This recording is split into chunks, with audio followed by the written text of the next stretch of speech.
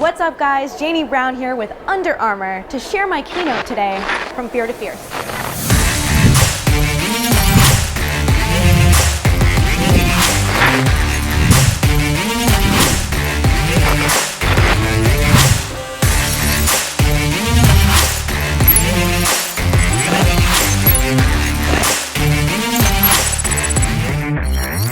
Thank you so much for coming today. I'm Janey Brown, and over the last 20 years, I've had the opportunity of singing in front of thousands of people. I've also taught movement and mindset to some of the best athletes in the NHL, Olympics, and even NASCAR, as well as have led hundreds of coaches across North America in different trainings and classes. I also own a wellness company called Fearce Academy. And this company helps artists, leaders of all types, and athletes manage their mindsets as they face their fears. And while all of that may sound fancy, what I haven't told you yet is that for 15 years of my journey, I struggled with astonishing stage fright, like devastating stage fright. And I say that word and it sounds dramatic, but it was devastating and it damaged my health. That was actually me acting out my own reality in that video. Now 15 years is a long time to be struggling with that magnitude of anxiety. And there are a few reasons for that. One of the reasons is because I had an intense life. At age 10, I stepped onto my first stage, and from age 10 to 18, I was performing up to 40 shows a summer, which is like twice a day. Every day. That doesn't include audition season, which is really intense, or rehearsal season, which is sometimes even more intense than performance season, and all the shows I would do throughout the year. So long story short, the oscillation of stress was just continuous for me as a kid. And the second reason that pairs with that is that my industry and my coaches had no mechanism to teach me in how to deal with that level of stress. So I was basically just kind of trying to manage it on my own. The third reason that I struggled with anxiety for so long is because I was living with untreated and unrecognized trauma. And you don't have to worry, I'm not going to share my trauma story with you today. I'm going to just give you a glimpse of what it feels like to be living with anxiety and fear long term and what it does to your health when it's unmanaged, basically. At age 10, when I stepped onto my first public stage, I was limitless. I felt like I was fearless. It was a way for me to escape the troubles of my life and just get lost in music. And then age 14, 15 rolled around, and the regular things that go along with high school happened, and for me that was bad grades and bad skin and body issues, and I started experiencing performance anxiety for the first time. And it didn't always go down this way, but at its worst, it would look like this. A month leading up to a show, I would get daily anxiety, which would just thicken the closer we got to showtime. 24 to 48 hours before a show, I lost my appetite altogether. I could barely swallow my own spit, let alone nourish myself. So eating was out. I'd get to the venue the night of the show, and all of the pressure that I had inside of me from all the rehearsals and all the expectation around who I thought I needed to be and who my coaches wanted me to be would just kind of explode, and I'd have to find this private corner or a bathroom stall to just have a meltdown. And as unsanitary as bathroom stalls may seem to some people, they were always this heaven, this sanctuary that I needed to just be myself. And being myself in that moment meant shattering. But no matter how broken I felt in those moments, there was this phrase that was ingrained in me too deeply to make me quit. And that phrase is, "The show must go on." I'm sure many of you have heard that. And that phrase was a blessing and a curse. The blessing was that I always got back up no matter what was happening. There was this one time that there was a fire in the auditorium that I was supposed to be performing at, and I was like, all right, let's go, ready. People were like, no, like there's a fire, like the fire department's here, like the show is canceled. But just goes to show that I was ready to go at any cost. Now, that leads us to the negative side of the show must go on for me, which was that I got back up at all cost of my mental, physical, and emotional well-being over and over again. So I got back up, and I dried my eyes, and I reapplied my makeup, and I walked out under the big bright lights on stage, and I just got lost in my song. And for a moment, My anguish would be put on pause, the audience would wildly applaud, and then I'd walk off. And I'd go back to feeling like a fraud. Didn't matter how many people came up to me after and said, "That was amazing, you were incredible, here's flowers, we love you." I was just never good enough. It's as simple as that. So I'd go home, and I would be starving, because I hadn't eaten for 2 days, pretty much. And I'd find myself binging and purging. And that was a mechanism that I used to help control a body and a mind that felt like they didn't belong to me. A body and a mind that felt like they were at war all the time. That was my way of trying to self-regulate the stress that I felt, which was overwhelming.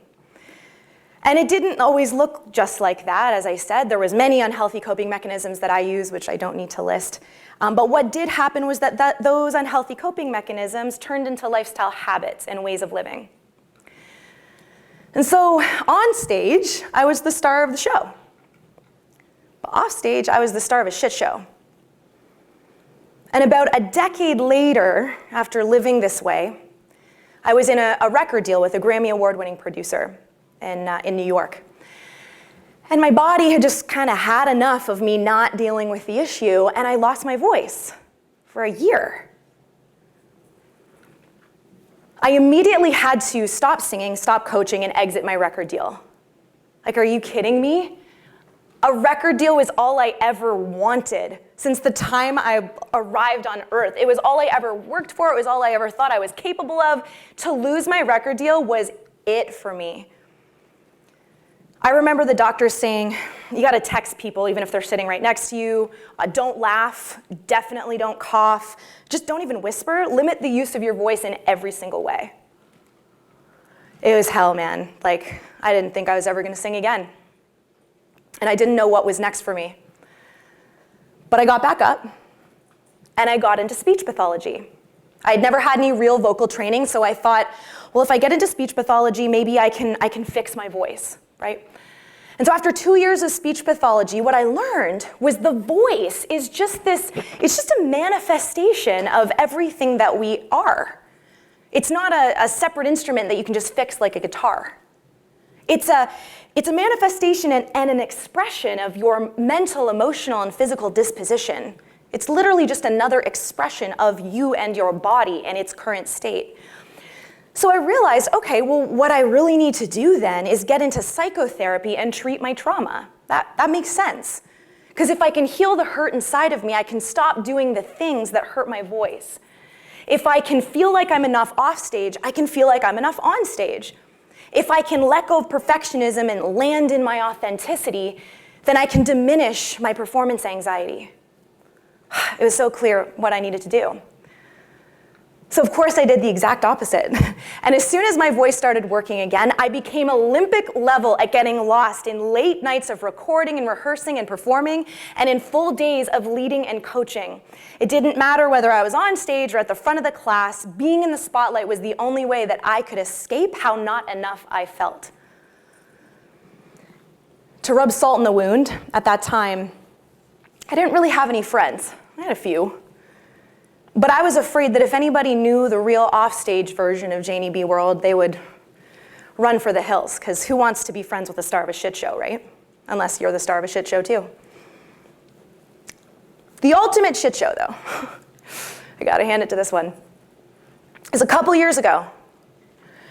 And in this production, in the span of 1 week, I lost the love of my life, long-term relationship, had to figure out a place to live, was launching Fearce Academy for the first time, and for the encore, found out that I had a 16-centimeter tumor growing inside my pelvis. That production broke the levee. But let me be clear, it wasn't that week's worth of shit show that broke the levee. It was the 15 years leading up to that of isolating myself, of not dealing with the issue with healthy coping mechanisms, of pretending that I was okay when I wasn't, of burying my fear. That is what broke the levee, the long-term effects of trauma, not that. That was just a bucket of water on top of it all. Oh man, it was dark. At that time, I felt like I had nothing left, truly. I was all shit-showed out. And for the first time, I felt like I didn't want the show to go on. I, to put it bluntly, was having suicidal thoughts. And in that state, where my anxiety and fear had been on turbo for so long, being unmanaged, it just sort of burnt itself out and turned into depression. And that's what was happening. And in a state of deep depression like I was in, your thoughts and your brain become irrational and misguided. And that was the brain that was telling me, if you tell anyone, you're gonna be abandoned or not believed.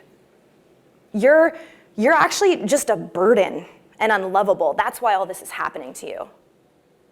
That was the brain that was convincing me that maybe I had just lived out my purpose on earth, because life wasn't supposed to feel like this.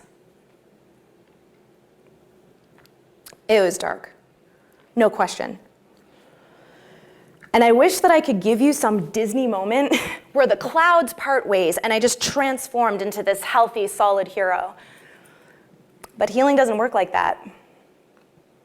Healing is its own kind of production.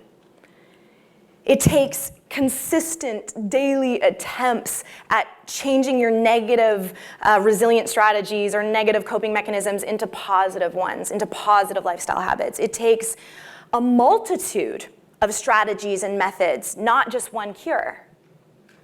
It takes little steps, little victories, and a shit ton of failure. And I had to chip away at creating this new life for myself every single day until I could change my brain back into being healthy and stop my negative fantasies before they turn into game plans. And I guess the real question is, like, do I still get anxiety? Yeah, I do. But I don't get it every day. What I can say is when I do get it, I revert to this amazing, kick-ass protocol of healthy coping mechanisms. What I can say is that now I have a support system and a community that stands by me and holds space for me when I'm having a meltdown so I don't have to do it alone in a bathroom stall. What I can say is that even though it's still terrifying sometimes to get on stage, at least I can feel my face the whole time. Most of all, what I can say is that I am no longer the star of a shit show, at least not during the week. I am now the star of a show, and the director of a show, and the writer and producer of a show that I enjoy being a part of every single day. No matter what I'm doing, whether I'm getting coffee with a friend or walking through a garden or standing on stage talking to all of you badasses. The bottom line is that the show is gonna go on whether we like it or not. It's just important that we have the tools, the proper tools, and the resources, and the education that allows us to choose what type of show it's gonna be. So that we can be the director, not just the actor, the writer, not just the reader. Thank you for allowing me to share my shit show with all of you.